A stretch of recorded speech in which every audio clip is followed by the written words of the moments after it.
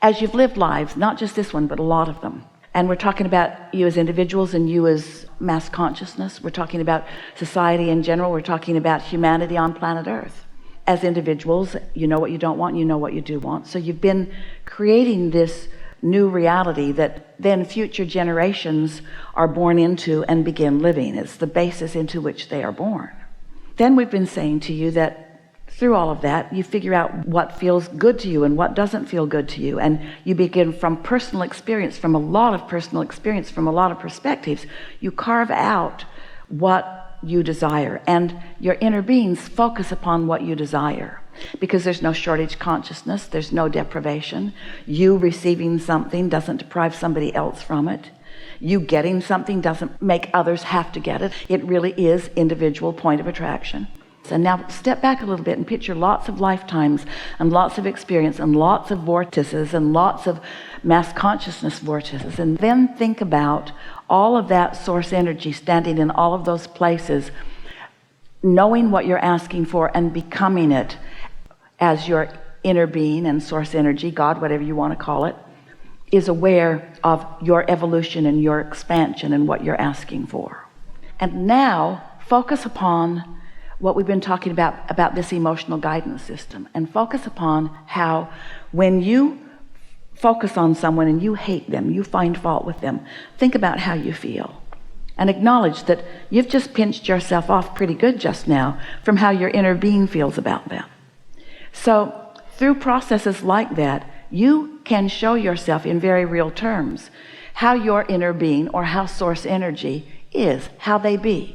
Is source energy love or is it hate? Well, you can demonstrate it for yourself. Don't take somebody's word for it. Don't try to dig up some relic of some religious text that has been buried out there in the desert somewhere and try to translate it into hundreds of different languages and then guide your life by it. Use the guidance system that you were born with. You can tell what source feels like, and you can feel what pinching off source feels like. And so if you come to show yourself what love is and what hate is, then you can come to your awareness of really what's going on. And then you've got this standard to live by, where you understand that in your advocating for yourself, you will never find resistance of your inner being. If you were to violate another person, your inner being would not be cool with that, and you would feel the negative emotion in the process of that. Someone said, well, Abraham, I'm worried about what you're teaching because you're seeming to give everyone permission to just do as they please. And we say, yeah. And they say, what if somebody decides that they would like to be a serial killer? And we say, what's that got to do with what we're teaching? And they say, well, they want to do that. They took great delight in it. They reveled in it. We say, you don't know that.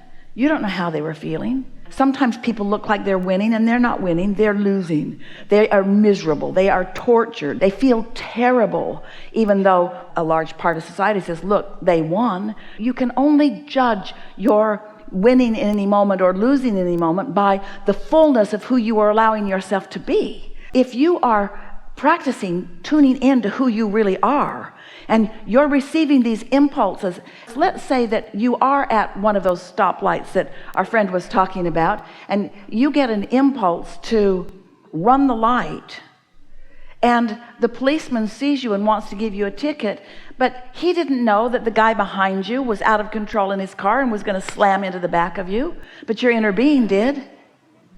Jerry told a story to Esther almost the day she met him. He was driving through a little town out in West Texas, and he was following. There was a truck of Boy Scouts up ahead, and they were not the kind of Boy Scouts that Jerry remembered being.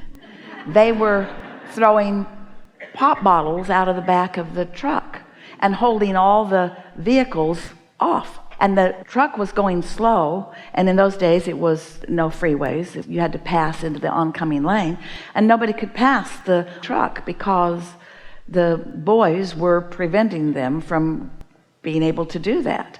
And Jerry, he had plenty of time. He was a little bit annoyed by it, but then realized that he was also a little bit amused by it, and he just sort of settled back. And then he said he heard a voice. We know for sure that he had a strong impulse that he translated into those words that said, drive it on the sidewalk. Drive it on the sidewalk. Well, nobody should be doing that. But he drove his Volkswagen van onto the sidewalk, and at that moment a gravel truck whose brakes had gone out slammed into that car and that car and that car and that car and that car. And the Boy Scouts, they had a lot of trouble. They were hurt badly. And so what was it? Karma? Were they punished for what was going on? And we say there's a bigger part to this story. Everyone in that line was receiving information that it was being revealed from their source, from their inner being, that what was about to happen was this. And they all were being encouraged to get out of the way. But if you have assigned yourself to keeping rules, Esther said they would have smashed me because I wouldn't have driven it on the sidewalk. And in those days, she probably wouldn't have. She would not have done the illegal thing. So it's not an easy thing to define what's right and wrong, is it? Is it? You want to. You would like someone to say, this is what's right and this is what's wrong. And then to tell you, if you do what's right, everything will go well for you, and if you do what's wrong, everything will not go well for you. But this universe isn't built on somebody's perception of what's right and wrong. It's built on everybody's perception of wanted and unwanted. And over all that you have lived and evolved to, and over all that Source has lived and evolved to, there is a knowing of what feels good. You can't even be rude to someone without feeling bad. So once you introduce yourself to your guidance system and you intend to live under the influence of that, then you don't need to worry about it. When a serial murderer or a rapist or slasher or someone comes into your environment, if you could go into their early experience on this planet, you would discover every single time the abuse that was thrust at them, and they just couldn't find a foothold of alignment. And so law of attraction just brought them to more and more and more and more until they get into that revenge state, and that's as good as they can feel. And as you watch them, you might be seeing revenge, but you're certainly not seeing satisfaction. You might be seeing revenge, but you're sure not seeing joy. You're sure not seeing love or appreciation. You're sure not seeing all that they are. So is there a punishing God? No, but there is a punishing law of attraction. Not punishing you because you are inappropriate or bad, but because you are focused upon what you do not want, and law of attraction brings you what you think about, whether you want it or not. And so with all of this law of attraction stuff going on, then humans want to sort it into piles, and into religious piles, and into right and wrong. And mostly they want to control the behavior of one another in order to perpetuate the life experience that they think they want. Well, this world is big enough to accommodate what everybody is and who everyone is and what everyone wants. It's absolutely possible to live in a world that seems like it's disrupted in so many ways and find true happiness every day, really every moment of your life experience. But you will never find that by looking for some laws or rules outside of you to which you are trying to conform. It's the in the moment inspiration that comes to you. Your inner being will always guide you to your path of least resistance. And so if it came right down to it and you receive an impulse to steal something, we want to say to you that that's not coming from your inner being. That's not the path of least resistance that your inner being is offering to you. But it's also not a path of least resistance that for whatever reason felt like the path of least resistance to you. In other words, if your children don't have food and you don't have money, you might think that getting food for them is the path of least resistance. And the means by which you get it is really a sort of irrelevant question, isn't it? And so, it's impossible to sort out what you want to call the rightness and the wrongness of the world. But it's so easy to sort out. How does my inner being feel about this right now?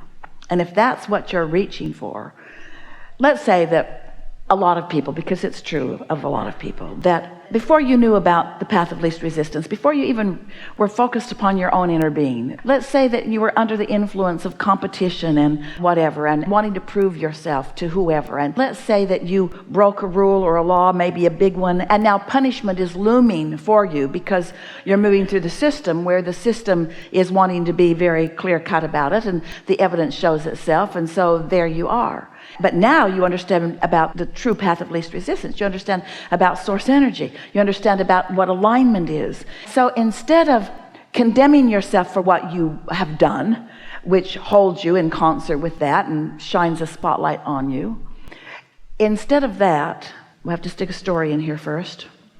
Woman said to us one day, Abraham, I was driving down the freeway in the San Francisco area of California, and I was feeling really good. Our friend said that to us. I was feeling really good. In fact, she said, I was listening to one of your recordings. And I was pulled over and given a ticket. And we said, what for? For not wearing a seatbelt. I said, how do you feel about seatbelts? She said, I hate them. I don't think I should have to wear them. I think it's up to me. I don't think it's anybody's business whether I wear them or not. And we said, so you're driving down the freeway, radiating a signal, I don't wear my seatbelt. I don't think I should have to wear my seatbelt. And I'm mad at anybody who does think I should have to wear my seatbelt. So you are a perfect vibrational match to the patrolmen who are trolling for money, who are looking for people who are doing infractions. It's a perfect vibrational match. Now getting back to what we were talking about. So now you've done your dastardly deed and you are in trouble for having done your dastardly deed. But now you learn about law of attraction, and now you know about your own guidance system, and now you want to know what your inner being thinks. And so when you condemn yourself, that feels awful. So you know your inner being isn't doing that. And when you condemn the system, that feels awful too. So you know your inner being isn't doing that. So you manage to stay off that subject and find other subjects, and you begin to isolate your feeling of satisfaction, your feeling of connection with source energy. And through the path of least resistance, things will unfold that will be favorable for you. That's just how it works, because this under the influence is so powerful in this moment. Being under the influence of source energy. And when you maintain that consistently, then you get to witness the obvious relationship of how things work out for you.